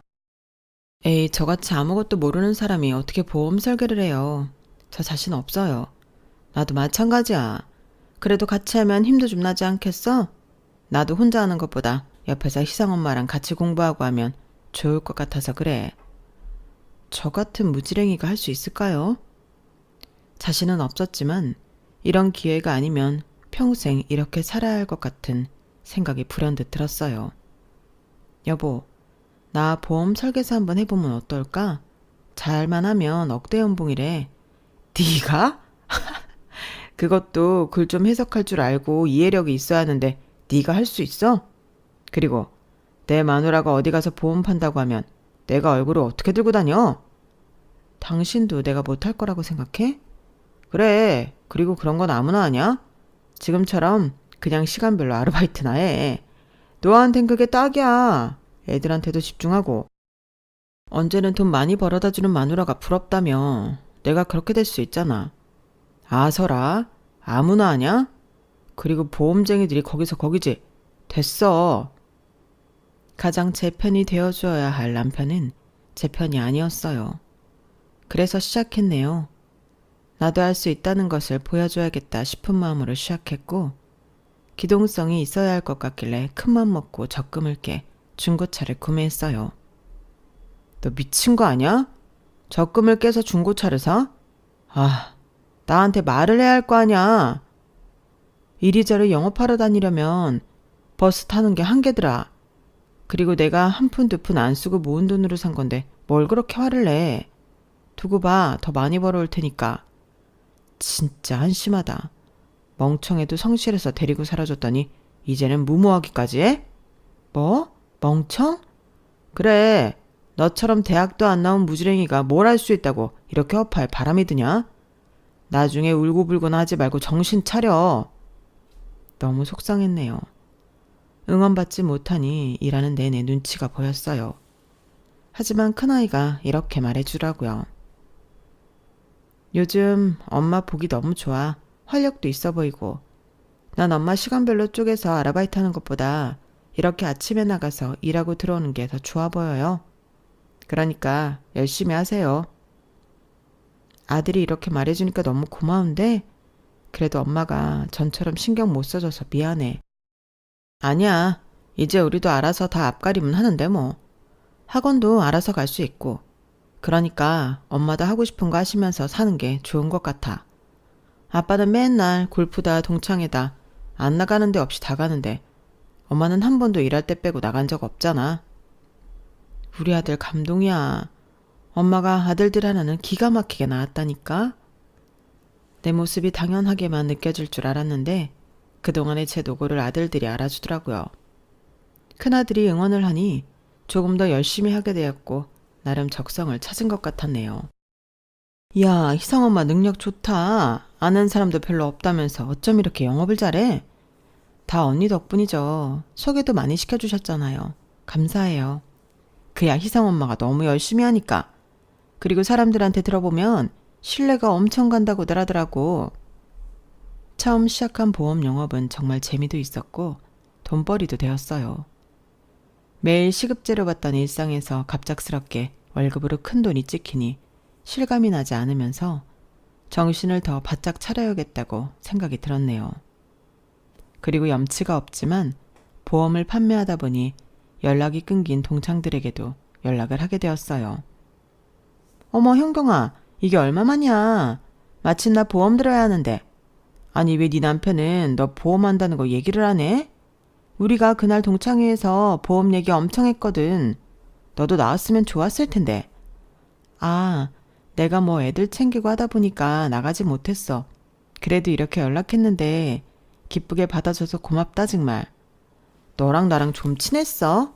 안 그래도 너랑 연락 끊겨서 속상했어.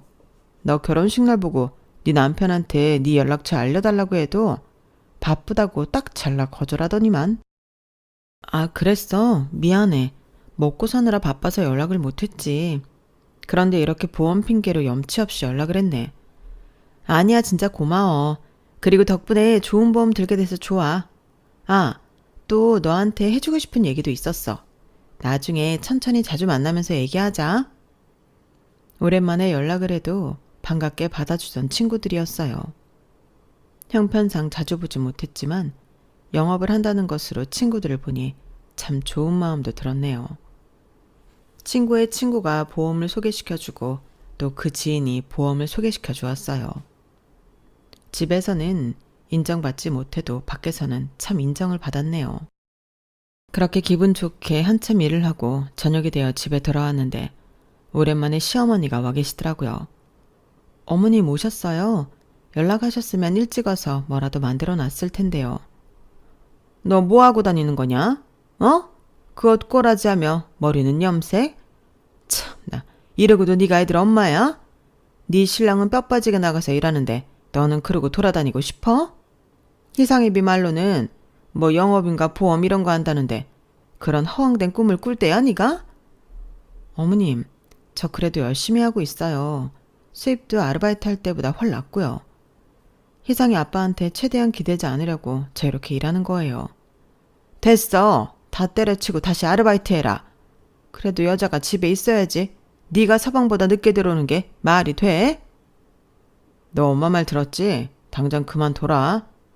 어머님, 저 당장 못 그만둬요.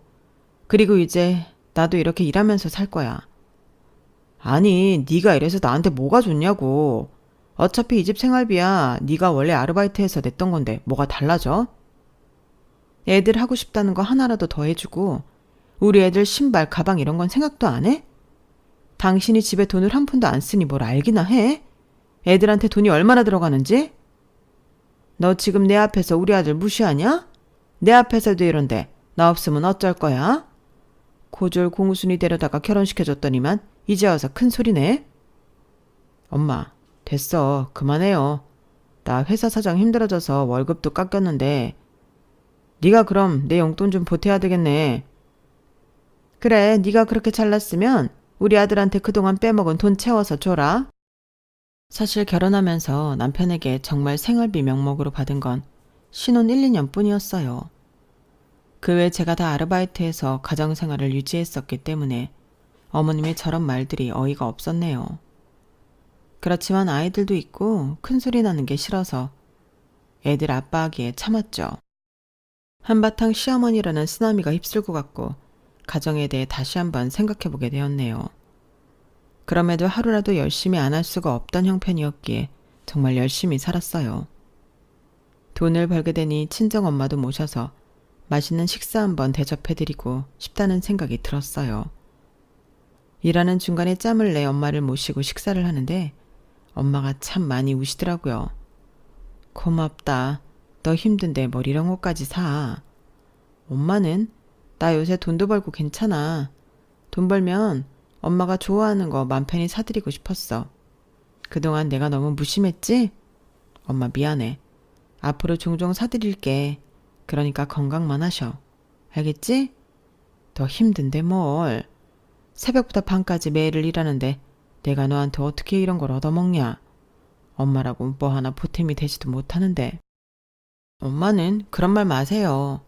조금 더 도와드리고 결혼했어야 했는데 미안해요. 나도 그때는 어려가지고 그냥 마냥 이 현실을 벗어나고 싶어서 결혼했어. 장녀가 돼가지고 집 생각 안 하고 말이야.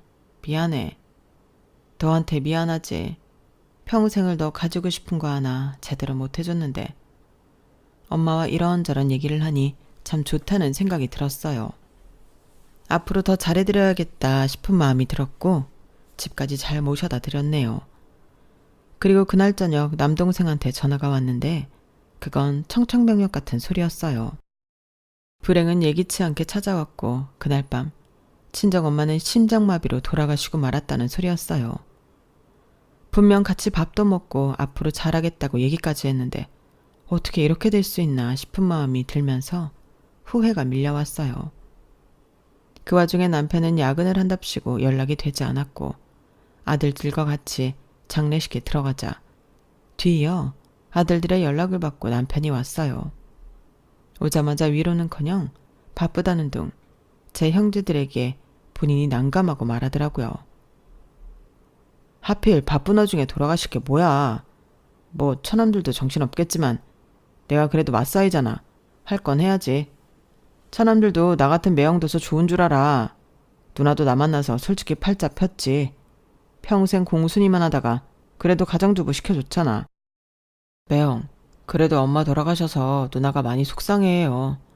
마지막에 같이 식사도 한 게 누나라는데 많이 위로해 주세요. 뭐? 식사? 참나 돈이 썩어났나. 맨날 돈 없다 하면서 그래도 할 건 다 하고 다녔네. 뭐 알겠어. 누나야, 솔직히 시간이 지나면 괜찮아지지. 나 만나서 얼마나 행복해. 안 그래? 너무 서글퍼 앉아있는데 저 따위 막말을 하는 남편이었어요. 제 동생들도 남편의 말에 당황해했지만 워낙 착한 동생들이었기에 별다른 말을 하지 않았죠. 그렇게 장례식을 다 마쳤는데 마지막까지 시댁에서는 한 명도 방문하지 않았네요. 누나랑 같이 사는 사람이니까 그동안 처가에 무신경한 것도 그러려니 하고 넘어갔는데 너무한 거 아니야? 본인 사람들 불러서 장례 3일 내내 술이나 퍼마시고 제대로 된 인간 아닌 것 같아. 미안하다. 니들 볼 면목이 없어. 누나, 뭐 누나 선택이니까 어쩔 수 없지만 지금이라도 안 늦었어. 우리 누나가 왜 이런 대접받고 살아야 해? 그동안엔 엄마가 살아계셔서 따로 얘기는 안 했지만 우리도 있고 누나, 아들들 얼마나 잘 키웠어. 그러니까 저 인간이랑 사는 거 다시 생각해 진짜. 인간이 아니야. 어떻게 시댁에서 단 한 명도 조문을 안 오냐?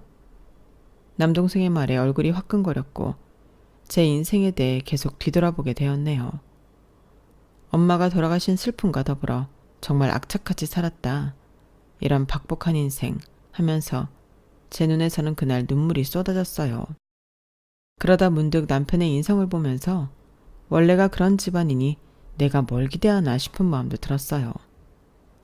그렇게 장례식 후 친정 엄마네 집에 들러 이것저것 정리를 하고 있는데 다급히 남편에게 전화가 왔어요.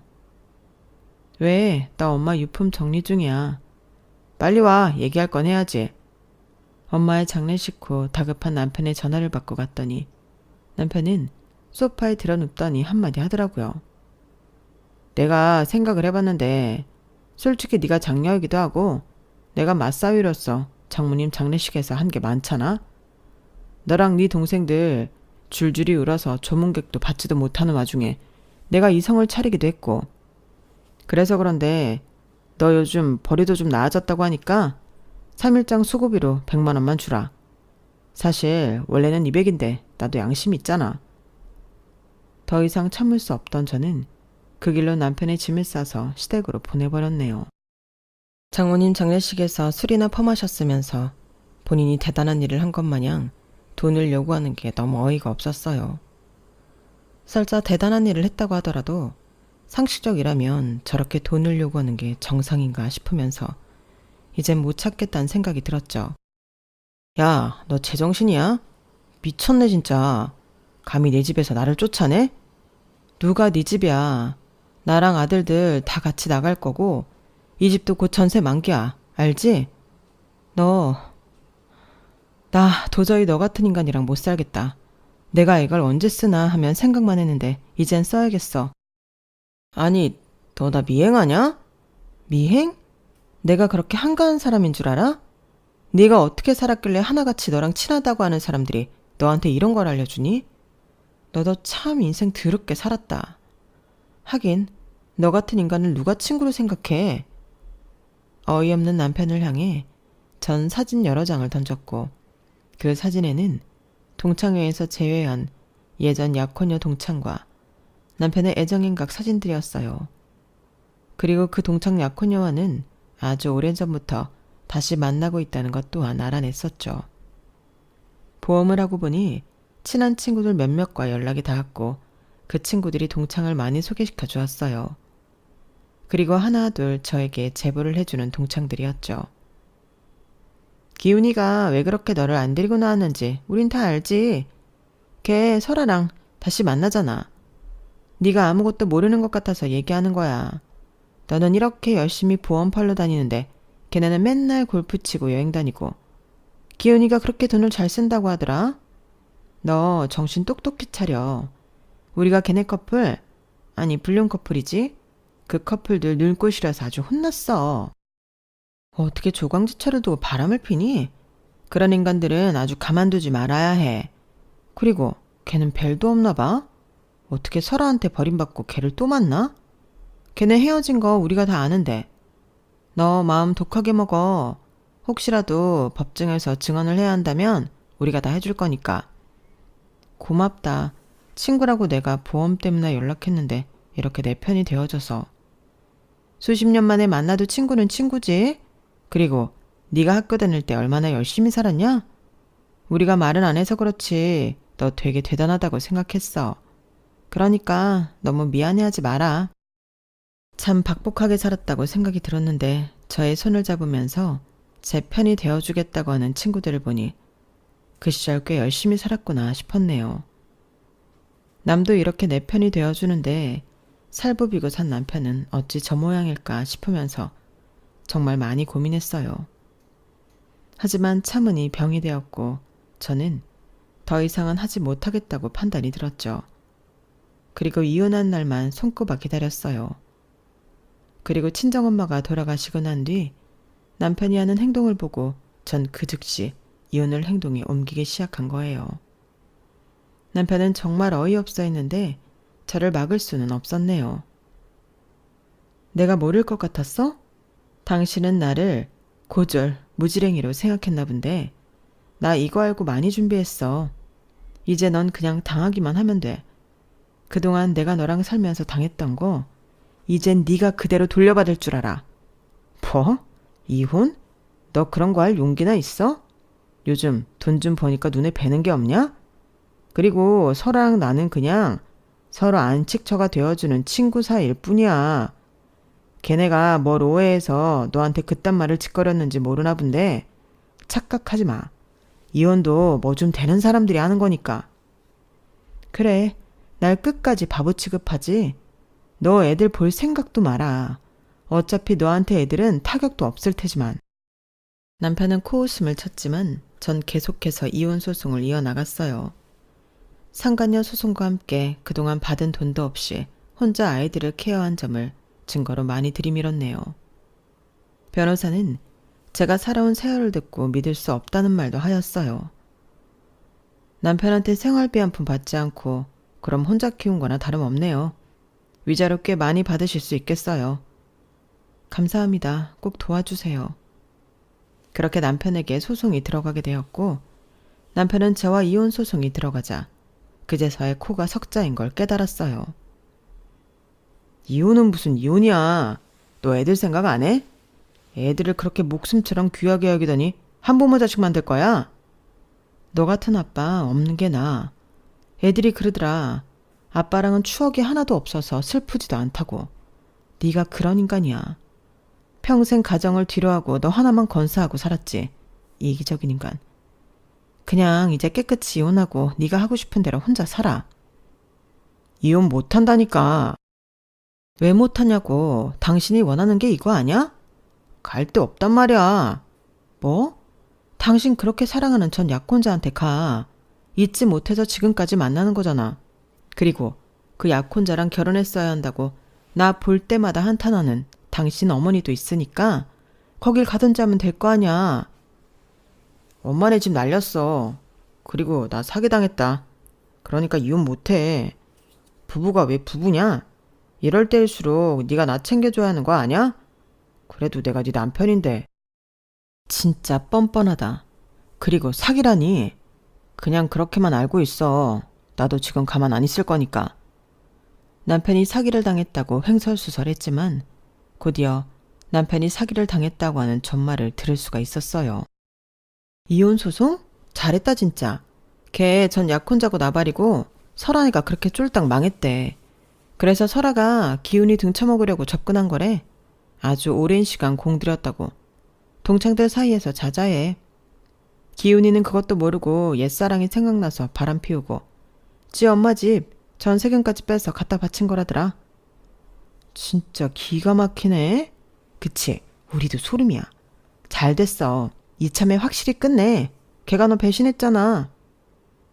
가족에게 차갑고 나몰라라 해도 마음만은 그래도 가장의 책임감을 가지고 있을 줄 알았는데 내 아들들한테는 한 푼을 쓰기 아쉬워하면서 상관녀한테는 그렇게 투자까지 했다는 게 더욱더 저를 대노하게 만들었어요. 애초에 저는 그저 이 집에서 정말 이런 존재였네요. 남편은 제가 마음이 변할 것 같지 않자 아이들을 설득하려고 했어요. 너희 엄마 혼자 사는 거 볼 거야? 요즘 세상이 아무리 변했다지만 여자 혼자 살아가기가 얼마나 힘든 줄 아냐? 니들이라면 껌뻑 죽는 네 엄마니까 니네가 잘 얘기해서 아빠 좀 봐주라고 해. 그래도 내가 니들 아빠인데 이혼은 좀 그렇잖아. 니네 장가갈 때도 흠이야. 아빠, 진짜 너무하네요. 엄마가 불쌍해요. 우리한테 관심도 없고 엄마한테 매일 차가웠던 아빠면서 이제 와서 엄마 보고 이혼을 하지 말라니. 저희는 오히려 찬성이에요. 엄마가 행복해지는 걸 제일 바라니까. 그러니까 저희 설득 마세요. 얌마, 네가 그래서 신씨지 김씨냐? 어떻게 엄마 편을 들어? 하여튼 니들 엄마는 애들 교육을 왜 이따위로 시킨 거야? 우연히 그 소리를 듣고 눈에 뵈는 게 없어 남편을 처음으로 두들겨 팼어요. 네가 사람이야? 애들 교육을 네가 운운할 자격이 있어? 평생을 알아서 살라고 했으면서 이제 와서 아빠 행세? 웃기지 마. 나 너랑 이혼할 거고 마음 안 변해. 바람나서 가정 다 버리고 네 새끼들한테 쓰는 돈까지 아까워했으면서 애들한테 뭘 바래? 아! 여자 손이 왜 이렇게 매워? 야, 나 신기훈이야. 네가 그렇게 죽자 사자 좋아한 신기훈. 내가 미쳤지. 눈이 삐었어. 그때 너랑 결혼하는 게 아니었는데 이제라도 내 인생 살 거니까 너 엄한 일에 힘 빼지 마. 속이 후련했어요. 돌아가신 엄마가 주신 기회 같았네요. 그리고 결국 법원에서는 저의 편을 들어주었고 위자료는 꼴랑 2천만 원밖에 되지 않았지만 남편은 가정도 잃고 모든 것을 다 잃었어요. 그래도 애들 아빠인데 이렇게 할 수 있냐? 너 서운하고 화난 거 알겠으니까 그만하고 기훈이 받아줘라. 애미야, 나도 너한테 미안했어. 어? 이제 와서 저렇게 혼자 원룸방에서 지내는 거 어떻게 견디라는 거야 나보고. 네가 착하니까 한 번만 봐줘. 착하면 다 봐줘야 해요? 어머님 처음이시네요. 저한테 이렇게 나긋나긋하신 거. 됐어요. 이 같은 사람 만난 거 제 팔자기도 하지만 이제 저도 대 인생 펼치며 살려고요. 고졸 공순이 벗어나서 멋지게 살고 싶네요. 구질구질하게 불륜에 눈멀어 사기당한 남편 뒤처리하고 싶지 않아요. 어머님은 아무 말씀 없으셨어요. 그리고 전 제가 번 돈과 엄마의 사망보험금으로 아들들과 살 전셋집을 마련했고 정말 발이 부르트게 더 달렸네요.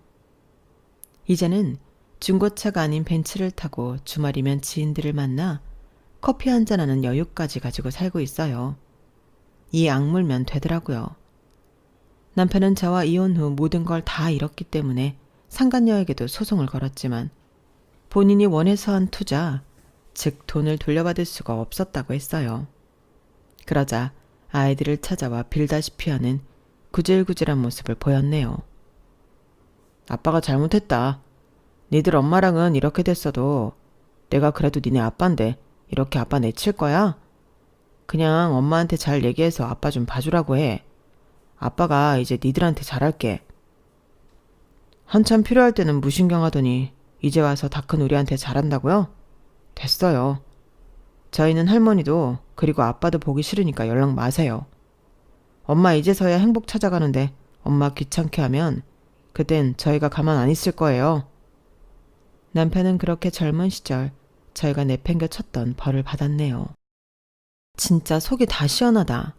기훈이랑 설아 진짜 그 꼴 날 줄 알았다니까. 요란하게 사랑했으니 요란하게 벌 받아야지. 현경아, 축하해. 너 이제 행복할 일만 남았을 거야. 고맙다. 니들 아니었으면 나는 엄두도 못 냈을 거야. 그러니까 힘내야지. 그래도 어쩜 아들들을 그렇게 잘 키웠니? 한 명은 고려대, 한 명은 가학고. 너 진짜 존경받을 만해. 평생 아르바이트 하며 키웠다며? 아들들이 잘 따라와줬지. 나처럼 안 되게 하려고. 그래도 열심히 키웠는데 아마 마지막에 아빠랑 엄마의 진흙탕 싸움을 보면서 그래도 상처받았을까 걱정돼. 속 시원히 이혼을 했지만 자식들에게는 상처가 될까 늘 고민이고 걱정이었어요. 하지만 자식들은 제가 웃는 날이 많아지니 본인들도 행복하다고 덩달아 얘기해주네요. 지금은 애들이 더 커서 본인 앞가림을 하고 있어 제 노년을 준비하고 있어요. 초년 청년에 이리 고생하고 지금은 제가 아끼는 벤츠를 타고 드라이브를 할 때면 사실 눈물과 웃음이 공존하게 되더라고요. 그리고 앞으로 더 씩씩하게 아이들에게 짐이 되지 말아야겠다는 생각을 하면서 다시 머리를 비우고는 해요. 보험을 하다 보면 여러 고객들을 만나면서 사실 저도 위로가 많이 되고 있어요. 제 이야기도 가끔 해드리고 살아오신 인생 이야기들도 듣고 그러다 보니 정말 제 적성에 맞으면서 일이 즐겁다는 생각을 하고 있거든요. 김양경 컨설턴트님, 이번 달도 보험왕이시네요. 진짜 이렇게 한결같이 보험왕하는 비결이 뭔가요? 진짜 꾸준하다니까. 우리 김양경 컨설턴트님 없으면 우리 지점 큰일이에요. 지점장님이 그렇게 말씀해 주셔서 감사해요. 더 열심히 해야죠. 거봐 희상엄마, 나랑 같이 하길 잘했지? 난 희상엄마가 이렇게 잘할 줄 알았다니까. 다 언니 덕분이죠. 나 언니 아니었으면 여기까지 못 왔어. 내 인생의 은인이나 다름없어요. 고마워 정말. 희성엄마가 옆에 있어서 나도 지금까지 하잖아. 우리 다 서로가 도운 거야. 지금까지 그래왔던 것처럼 앞으로도 이렇게 살다 보면 더 기쁠 날이 오겠죠. 딱 지금만큼만 같았으면 좋겠는 요즘, 이 글을 남기며 제 과거를 되새기고 살아갈게요. 후회 없는 삶을 남기지 말자가 그날 이후로 모토거든요. 여러분의 앞으로 행보들이 좋은 발걸음이 되길 바라면서 글을 마무리해볼까 해요. 긴 글 들어주시고 제 사연에 공감해 주셨다면 정말 감사드릴게요. 여러분, 사연 댓글에 응원과 현명한 조언 부탁드려요. 좋아요와 구독은 저에게 큰 힘이 됩니다. 오늘도 좋은 일 가득하세요.